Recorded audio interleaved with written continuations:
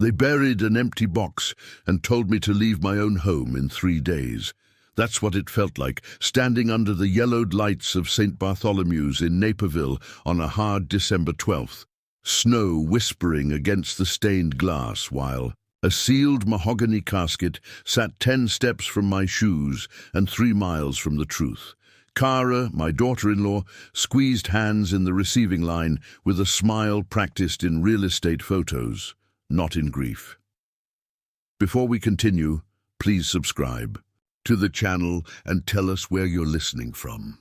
I'm Martin Redding, and this is what a lie sounds like when it knocks on your door, demanding everything you hold. Pastor Glenn tried to guide us into a final prayer near the casket. "Perhaps Mr. Redding would like," he began. Cara cut, in soft and firm. "We're keeping it dignified, Pastor. The casket is sealed by order." By order of what? She didn't say. My hands found the pew back, fingers reading old carvings like Braille. I didn't cry. Grief didn't come like rain. It came like subtraction, quietly removing the things that keep a man upright. Night fell early. The memorial crowd thinned into cold air and exhaust. On my front steps on Chicago Avenue, the street lamp flickered like a failing heartbeat. Cara leaned close, perfume sweet as frosting. 3 days, Martin," she breathed, almost kind. "We'll have the place show ready by the weekend. Interest rates are a beast right now." I held my phone low, thumb on record. Her words slid into the microphone like a blade returning to its sheath. Inside, the house coaxed heat through the vents. I hung my wool coat on the same brass hook I'd installed in '92. The oak kitchen table waited with its familiar scars. One long groove where my son, aged 10, had tried to pry open a battery with a screwdriver while I pretended not to see. A stack of memorial programs lay like a small drift. Something white peeped from beneath them, a folded invoice. I pulled it free and read aloud to the emptiness. Deck 7, Redding Memorial Package, $2,800. 5 days before she told me anything. I set it flat and smoothed the crease with my palm until the paper warmed. This house is my retirement. Every receipt is my pension. I opened the file drawer that holds 30 years of life, property tax receipts through Q4, the paid-off deed. With my name printed clean, utilities zeroed for December. I lined them in a row like soldiers and felt my breath even out. People think electricians live by sparks, but the truth is we live by codes, by what has to be true or the lights don't. Come on, I replayed the audio. 3 days, Martin. In the background, a car door thumped, a neighbor laughed, a wind chime counted 3 notes. Proof hides in ordinary sounds. I saved the file and wrote, Cara, 3 days, front steps. Night of deck 12. I slid the florist invoice under. A magnet on the fridge, the kind shaped like a dog bone my wife used to love. The magnet held. So would I. I stood at the sink and watched snow sift under the streetlight. If a man can be buried on paper, he can be unburied by it too. I clicked off the kitchen light and left the porch one glowing, just as I had when my boy stayed out too late. 3 days, I said to the empty room. We'll see. Grief didn't roar the next morning. It subtracted. On December 13th, Naperville looked washed in dishwater light, the kind of gray that makes brick buildings look tired. I walked Chicago Avenue with my hands buried in my coat and my chin tucked down like I owed money to the wind. Outside the corner pharmacy, a newspaper box clicked shut after a man bought the front page. Offshore platform collapse. No recoverable remains. Cara had used those exact words in my living room, like she'd underlined them in a script. I kept moving until the bells over the door at Dundee's Diner gave me away. The place smelled like bacon and bleach. I took a booth by the frosted window and ordered coffee I didn't need and a slice of pie I wouldn't taste. The waitress set the mug down on a paper placemat with little ads for locksmiths and accountants. I pulled my phone closer and signed into the bank portal, where my son and I had once compared savings goals like baseball cards. The numbers glowed calm, as a lie detector that hadn't been turned on. There it was, $12,000 transfers set to recur on the first of each month to a payee named Helena Care Group, the first debit hitting December 1st, 12 days before. The memorial, 12 days before I stood in front of a sealed box. The pie's cherry shine looked like stage blood. I scrolled deeper into the detail view. Authorization established November 28th at 4:22 p.m. Note field blank. No memo about hospice or end-of-life anything. If the dead are paying for care, then the dead are not dead. I took a pen from my pocket and wrote the date and amount in the margin of the placemat, drawing a box around it like a small protective fence. The waitress refilled my cup. "You all right, hun?" she asked, not unkindly. "Numbers," I said, and touched the brim of the mug as if it were a hat. I paid the $6.85 bill and kept the credit card slip because paper is kinder than memory. As I stepped out, a man opened the door for a woman carrying an armful of lilies, white, like the ones that had leaned over the closed casket. She smiled at him and said, "Just in time." I stood still until they passed. Back home, the house sighed at me. I sat on the edge of the couch with the denim jacket my boy left behind last fall, the collar still stained where he rubbed it oil with dish soap and humor. I held the jacket to my face and inhaled sawdust and winter and a hint of whatever cheap cologne he'd used since high school. My eyes didn't water. Instead, a tightness pulled through my chest the way a wire pulls taut before it snaps. I called Pastor Glenn. He answered on the first ring. "Martin, he always says your name like a prayer." I told him about the headline. "And the sealed casket and the money." He cleared his throat. I asked Kara about a private prayer right by the casket. She said the casket was sealed by state order because of the accident. He lowered his voice. I checked. Illinois has no such mandate. There are circumstances, public health, but this didn't sound like that.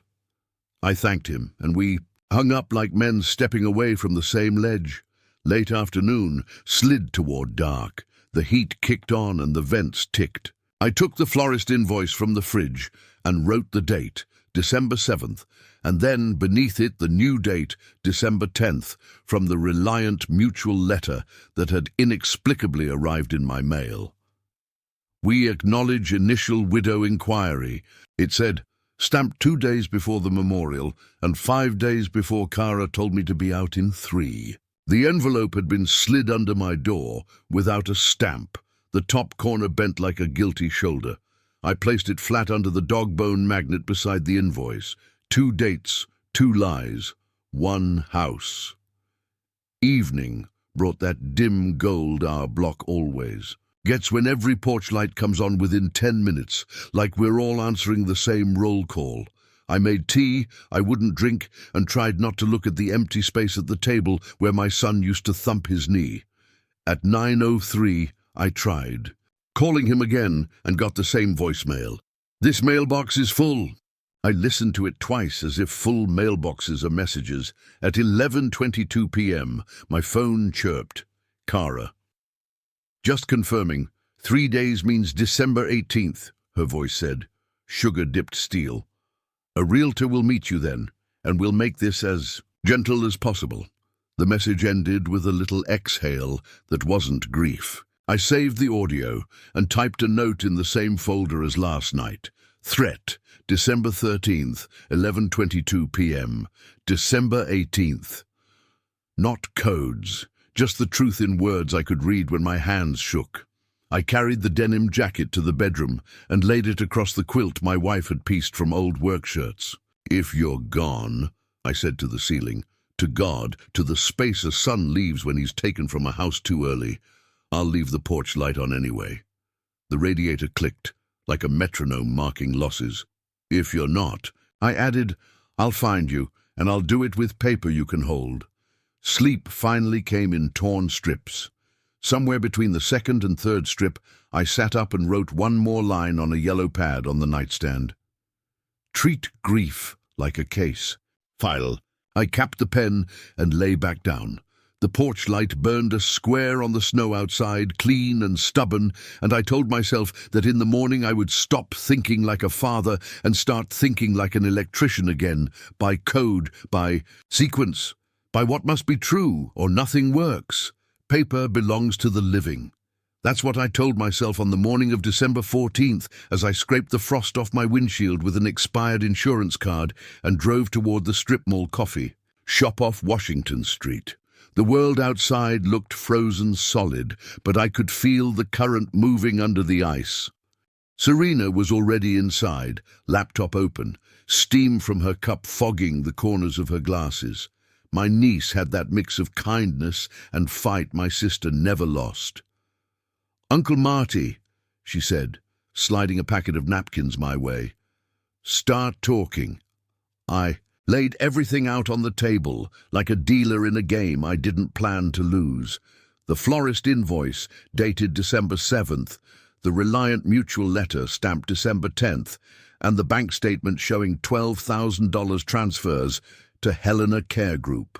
Serena clicked her pen 3 times and circled each date in red.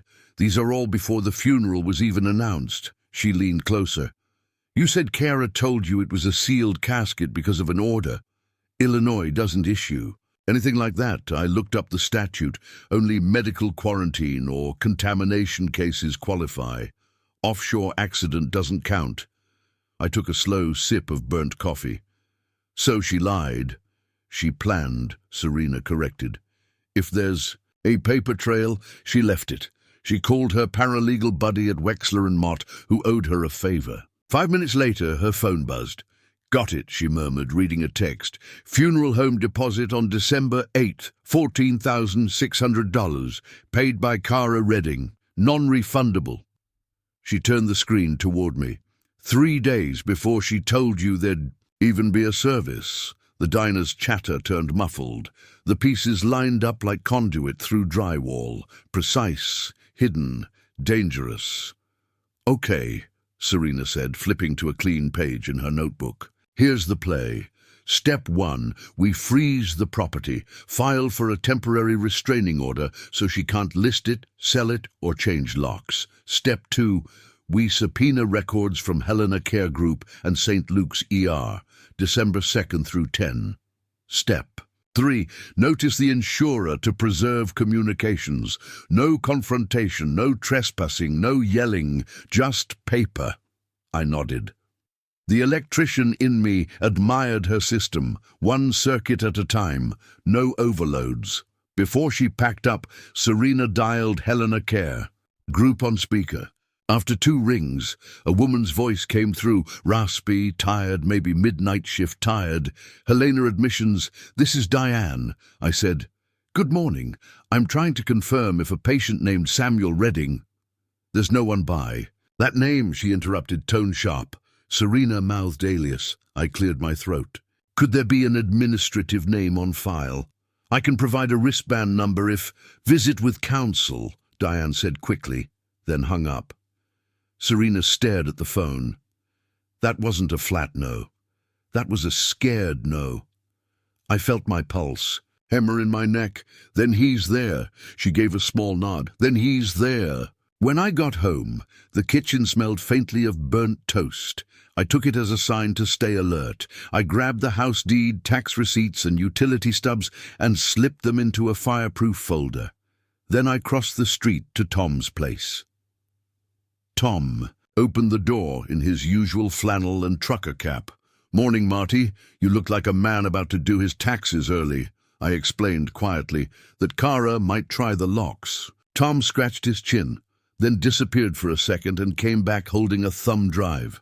"My Ring camera points at your driveway. I'll give you a copy if she comes sniffing around." "Appreciate it," I said. "Don't thank me yet," he replied. "If she's bold enough to fake a funeral, she's bold enough to test a door." I went back across the street, set the folder on the table, and clicked the pen Serena had left me, 3 times like she did. By the time the porch light flicked on automatically at dusk, I drafted a list on yellow paper. File TRO tomorrow. Ochoa. Verify Helena admission alias, copy Tom's video files, preserve florist and funeral invoices.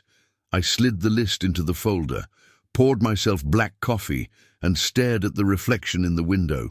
My wife used to say planning is how faith wears its work clothes. That night, the house hummed quietly around me. Every lamp, every heater, every socket I'd ever wired seemed to whisper the same thing. Check the current before you touch the line. By midnight, the plan was alive. Tomorrow, we'd start switching it on. A man with a file is louder than a man with a shout. On December 15th, the frost hadn't lifted from the roofs when I parked outside Attorney Pilar Ochoa's office on Jefferson Avenue.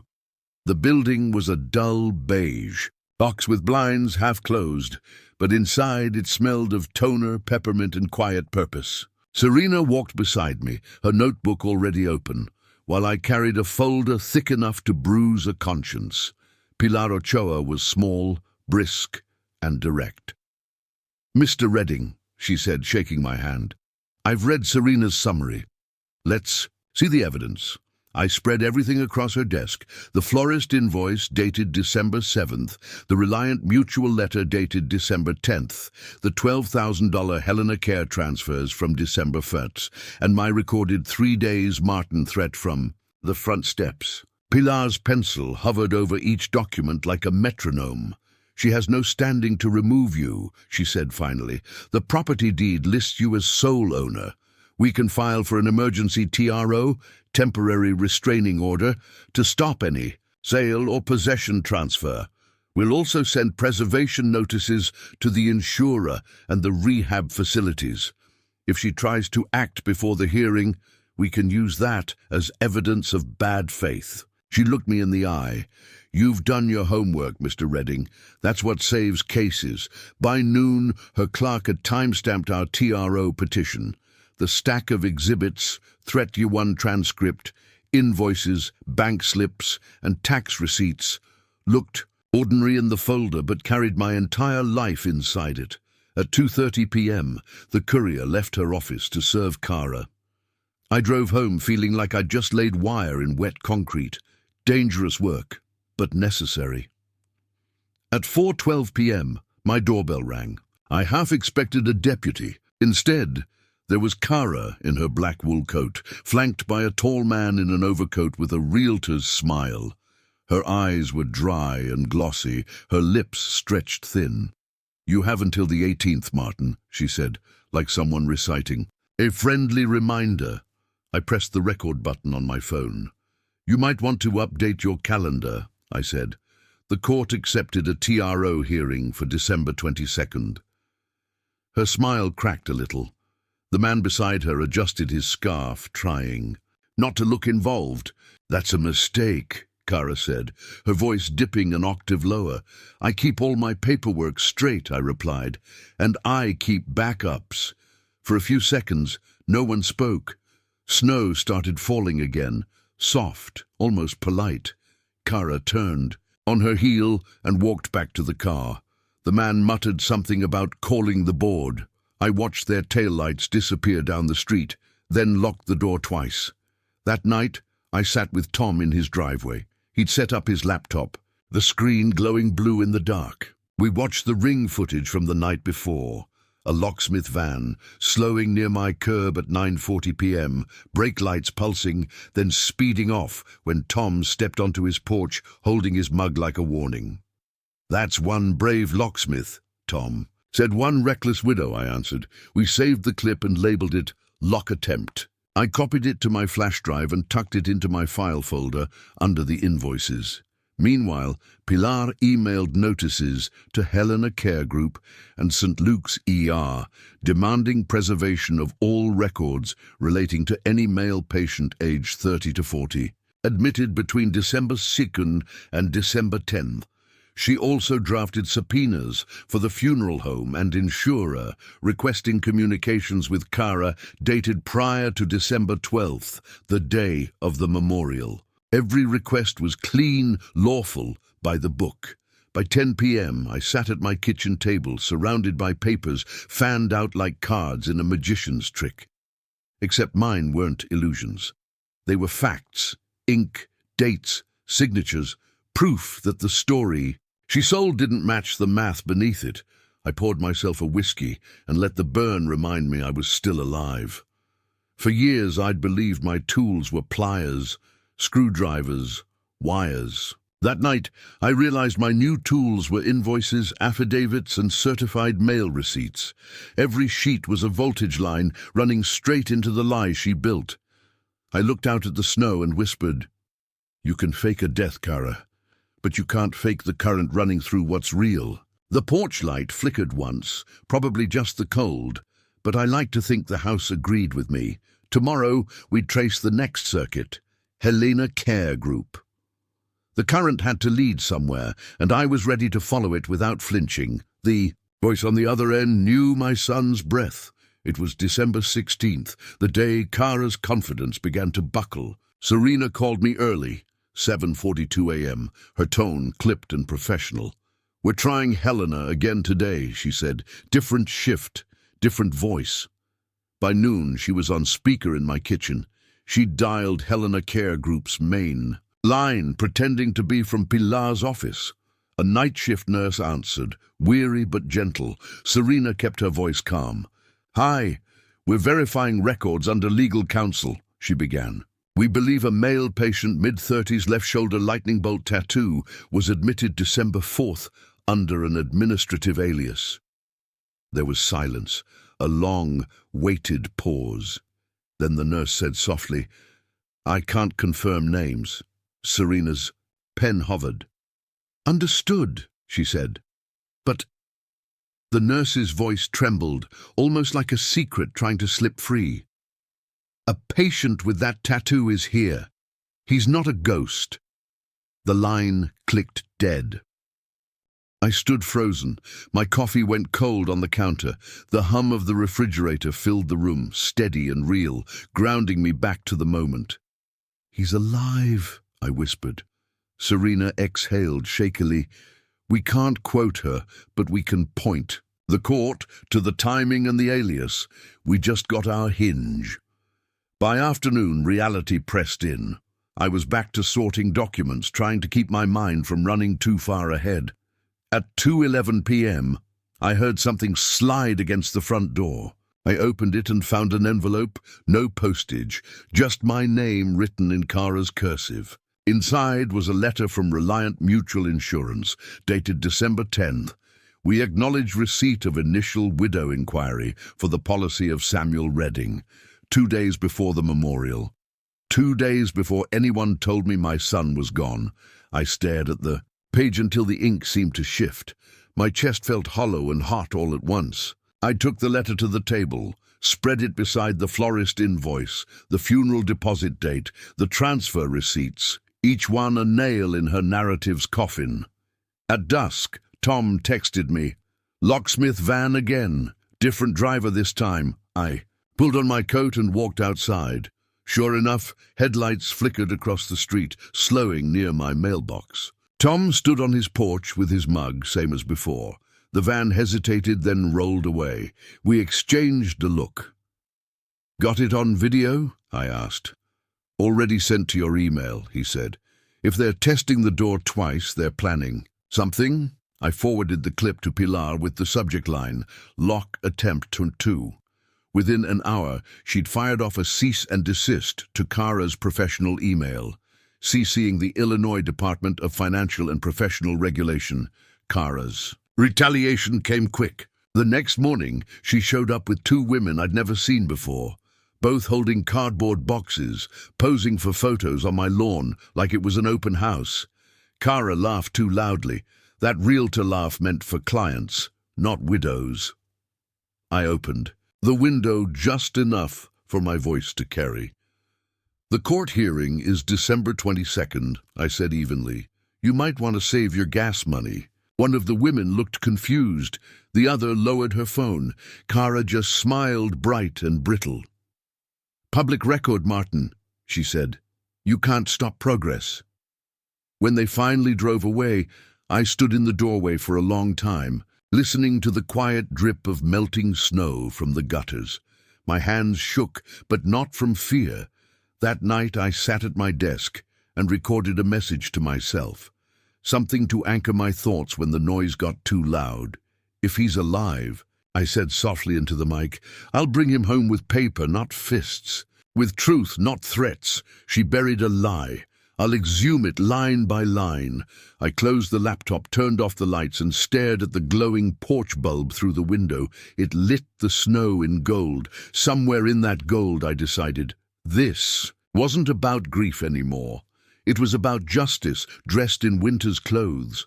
Tomorrow, we'd prepare for the reveal. The courtroom was waiting, and so was the truth. The casket wasn't for a body. It was for a story. By the morning of December 20th, I'd stopped shaking when I said my son's name, not because it hurt less, but because now I had something harder than pain, proof. Serena and I drove through slush and salt to Attorney Ochoa's office to assemble our exhibit binder. The TRO hearing was in 2 days, and Pilar ran the room, like a command center. "Every number, every date, every name," she said, spreading folders across the conference table. "No emotion, just arithmetic." She slid a new document to me with latex-gloved precision. "St. Luke's ER responded to our subpoena." The paper trembled slightly as I read. It wasn't long, 1 page, a partial intake summary. Date, December 4th.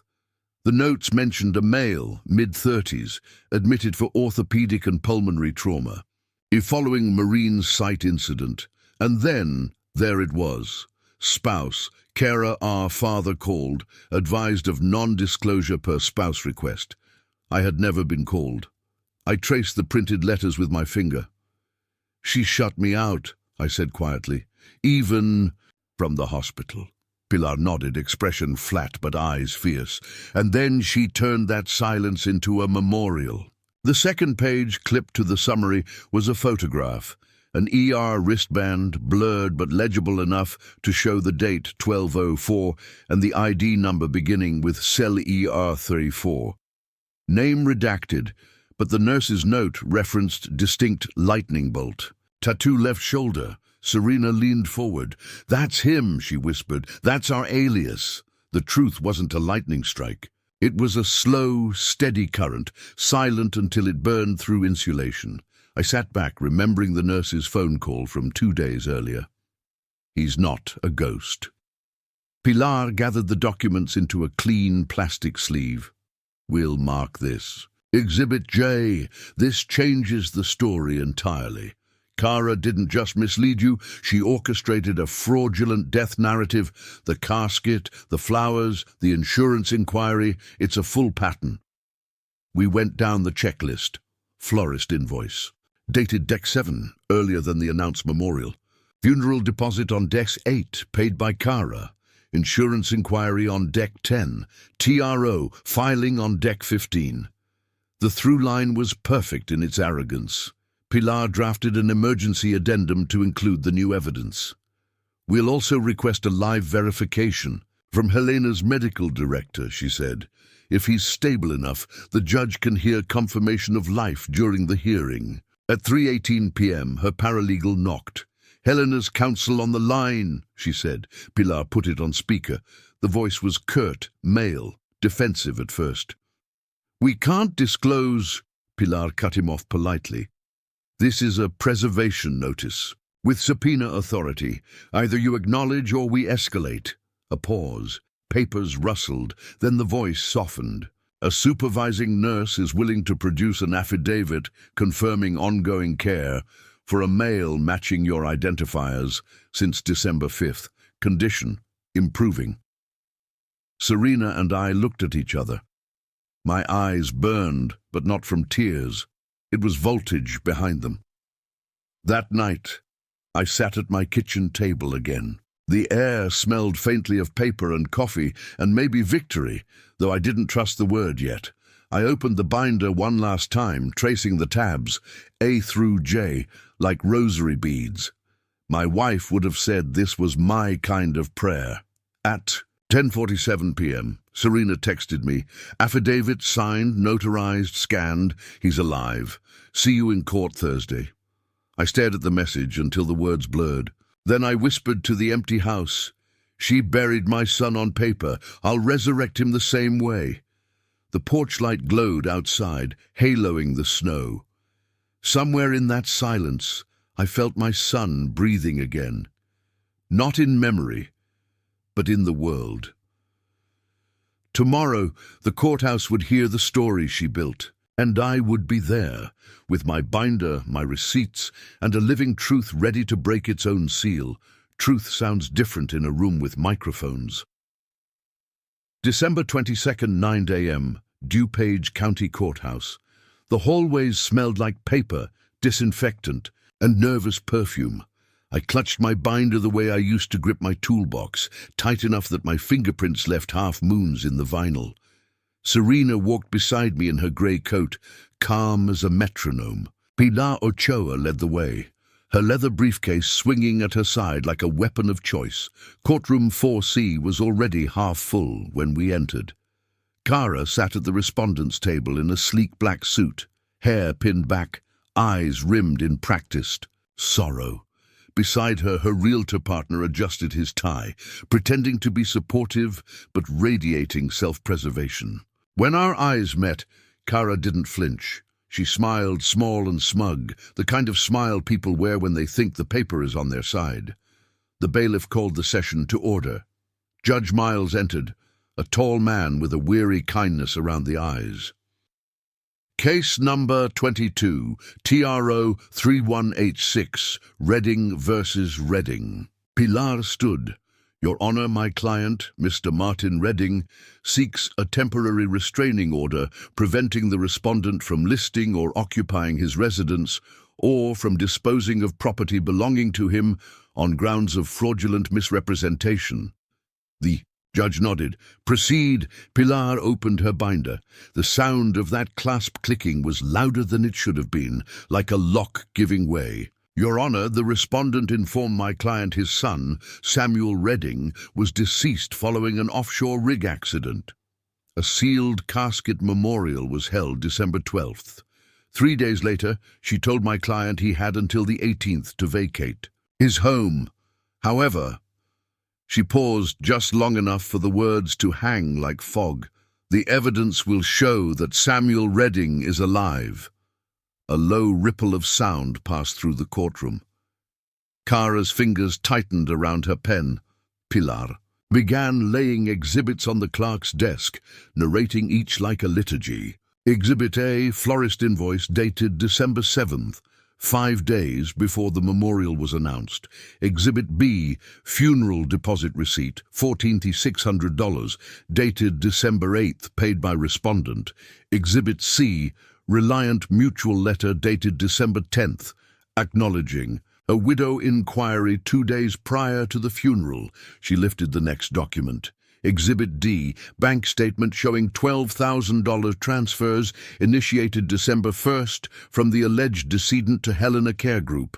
Exhibit E, recorded threats. You have 3 days to get out, verbatim. Exhibit F, ring camera footage of attempted locksmith entry on December 16th. Exhibit G, St. Luke's ER intake summary, dated December 4th, showing the decedent's tattoo description and reference to spouse Cara R. Exhibit H, affidavit from Helena Care Group nurse supervisor confirming an adult male matching those identifiers has been in care since December 5th, alive and improving. The judge's pen stopped mid-note. He looked over his glasses. Ms. Ochoa, are you saying there was no body? No legal verification of death was ever filed, she said. The sealed casket was voluntary. My client was denied access under false pretense. The judge turned to Cara's counsel. Response. Her attorney rose, shuffling papers. Your Honor, this is a misunderstanding. My client was under emotional distress and relied on information provided by the hospital after the accident. Pilar interrupted, voice cool. The hospital has confirmed no death certificate exists. The patient, Mr. Redding's son, is alive, recovering, and under protective care. We will provide live confirmation. The judge nodded slowly. Proceed. Pilar gestured toward the speakerphone set on the evidence table. Your Honor, Helena Care Group's supervising nurse, Ms. Linda Kowalski, is on the line under subpoena. The bailiff pressed a button. Static filled the room. Then a woman's voice came through, calm and deliberate. This is Nurse Kowalski. I can confirm a male patient matching your subject's age and tattoo identifier was admitted December 5th. He is conscious, recovering, and not deceased.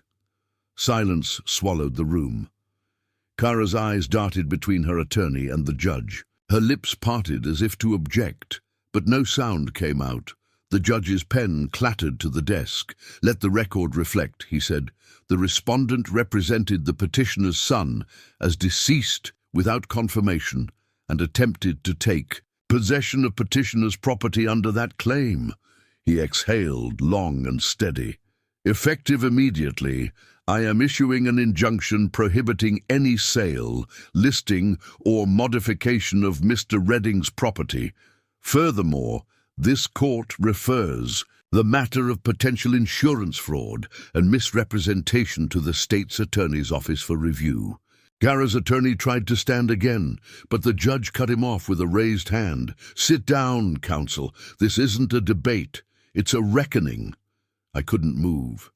The words "he is conscious, recovering, and not deceased" echoed through me like an electrical hum that wouldn't fade.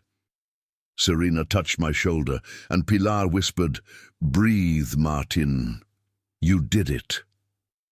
Across the aisle, Kara's face cracked. The mask slipped. The tremor at the corner of her mouth betrayed her. Calm.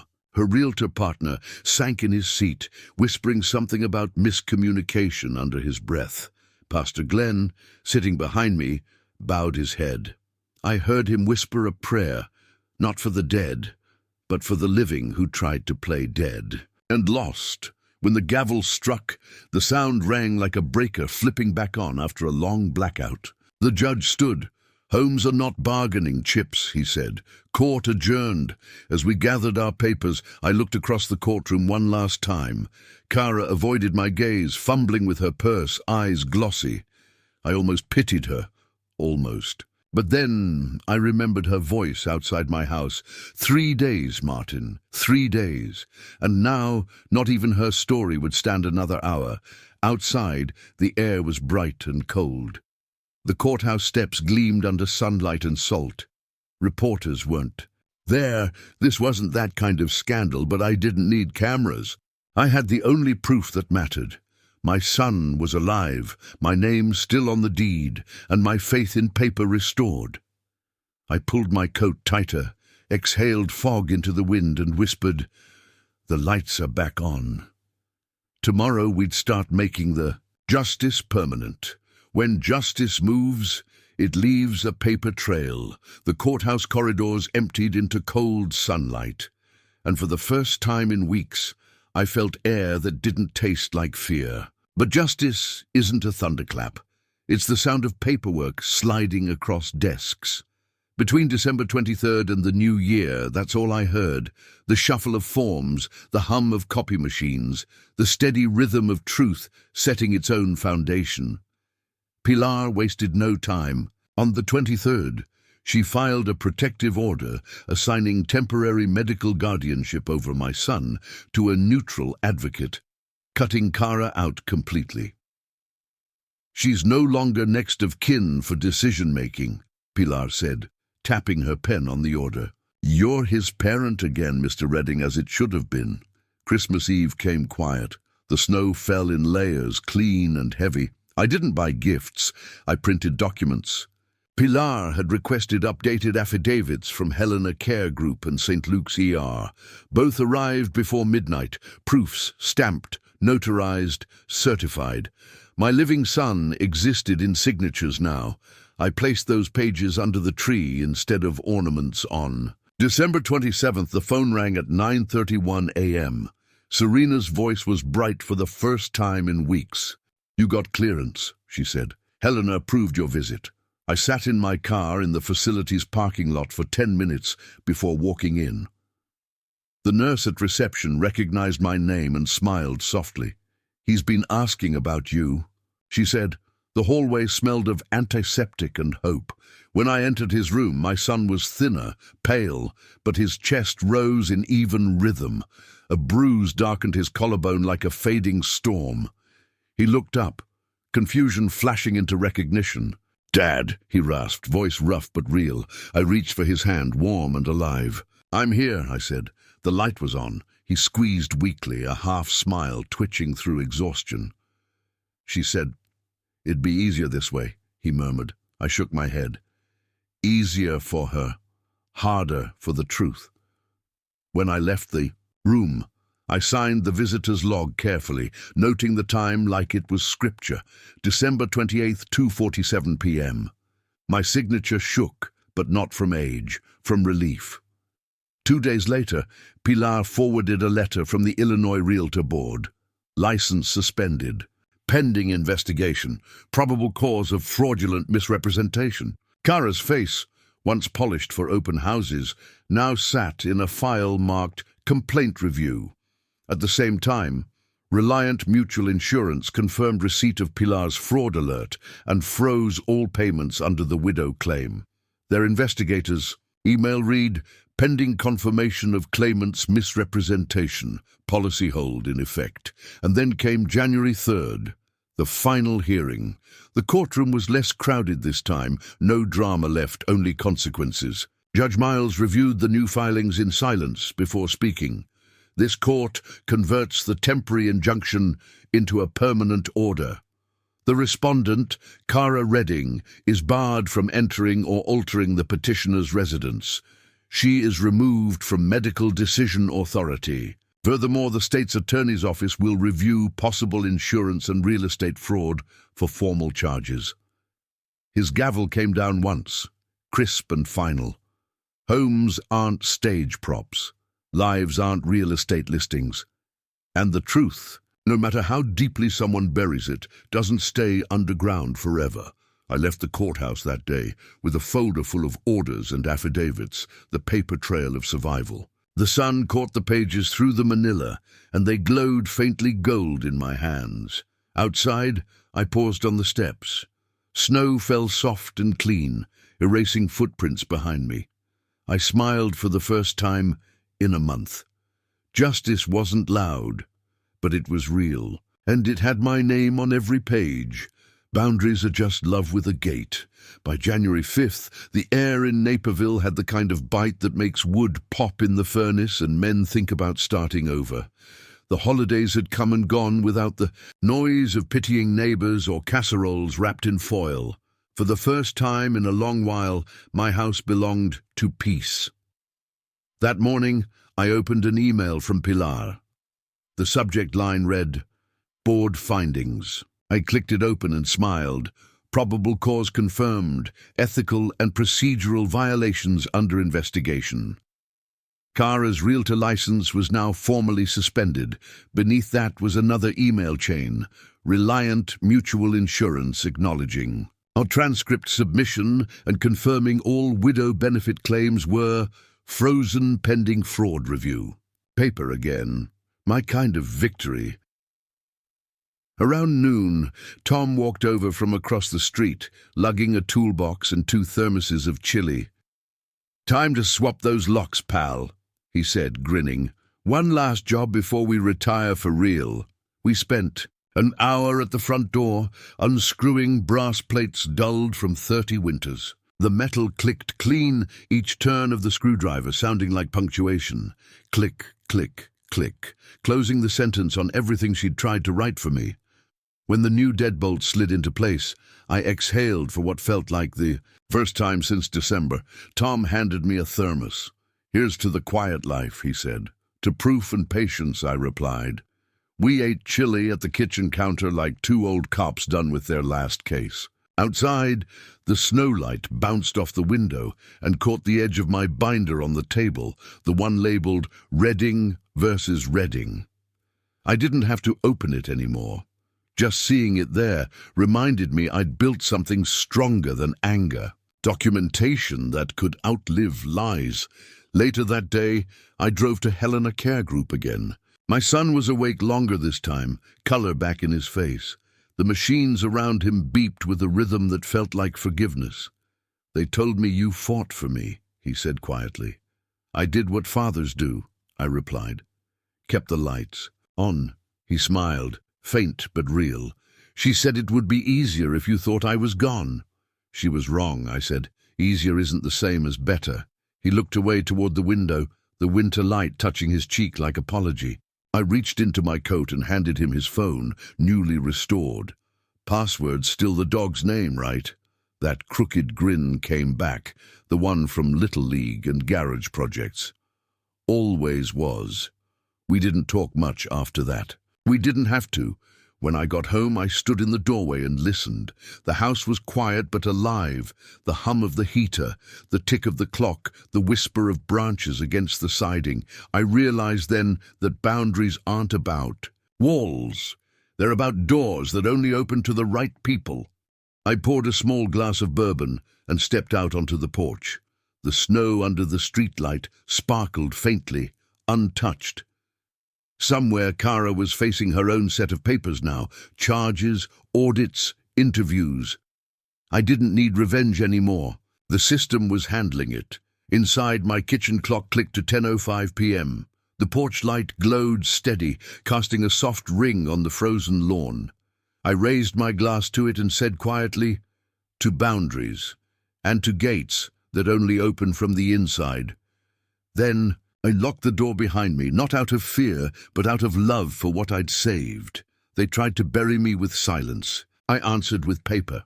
Spring came to Naperville like it always does, slowly at first, like the world was afraid to thaw after what it saw. The snow retreated from the sidewalks in streaks, leaving behind salt lines and cigarette butts. The dogwoods on Jefferson Street started blooming early that April, pink petals clinging to wet branches like half-kept promises. I took my morning walks again, passing St. Bartholomew's every day. For the first time since December, the bells didn't sound like reminders, they sounded like punctuation. I had thought the story was done, but justice has its own aftershocks. One bright Wednesday, Pilar called. "State's attorney just closed the review," she said. They issued a warning letter to Reliant Mutual and a formal referral for potential fraud charges. Kara's counsel offered a settlement. Mutual understanding was the phrase. I smiled, though no one could see it. "We decline," I said. "She'll face her own consequences now," Pilar added. "You just keep living in that house."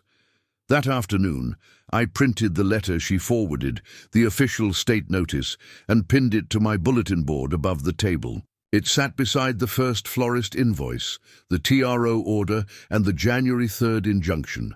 Together they looked like a constellation, points of light that, when connected, spelled out survival. A week later, Pastor Glenn asked me to speak at the men's breakfast at St. Bartholomew's. "Just tell them what you learned," he said. "They don't need sermons. They need truth." So that Saturday, I stood in front of a dozen men drinking burnt coffee and poking at scrambled eggs on styrofoam plates. I held up a single bank slip, the same one I'd kept since December. "This number," I said, tapping it with my finger, "saved my life. $12,000, recurring transfer from my son's account, dated after the day they said he died.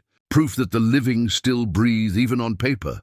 The room was silent, except for the hum of the vending machine. I told them about the lies, the court, the paperwork, the light that never went out, not to boast, just to show what happens when a man refuses to vanish quietly. When I finished, one man in the back wiped his eyes. Another said, "My mother's been sick. Her husband's handling all the papers. Maybe I should start looking at the dates." "Do," I said. "Dates. Don't lie, people do." Afterward, I walked out into the parking lot. The air was warm, the pavement steaming from last night's rain. I stood there a moment, watching the sunlight catch the church's brick facade. The same church where Kara had staged her morning show, where she'd pressed my hand and whispered that I should let go. I laughed quietly.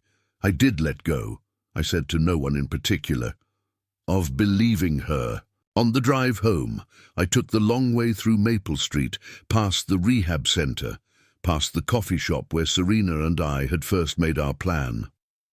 The trees along the road looked taller somehow, like they'd survived the same winter I had. When I pulled into my driveway, the porch light was still on, though the sun was bright enough that it didn't need to be. Habit, I guess, or maybe faith. Inside, I placed the bank slip back in its folder, next to a clean sheet of paper labeled Estate, updated. I wrote 2 sentences at the top. You didn't lose me. You gave me away. But I came back for what was mine. Then I closed the folder, locked it in the drawer, and let the light spill through the window. The house felt different now. Not haunted, not heavy. Just lived in, just earned. Sometimes justice isn't a gavel. Sometimes it's a porch light that never burns out. If you enjoyed this story, please like the video, subscribe to the channel, and drop your thoughts in the comments. And if you're listening at night, set your thermostat the way you like it. No one else gets a vote.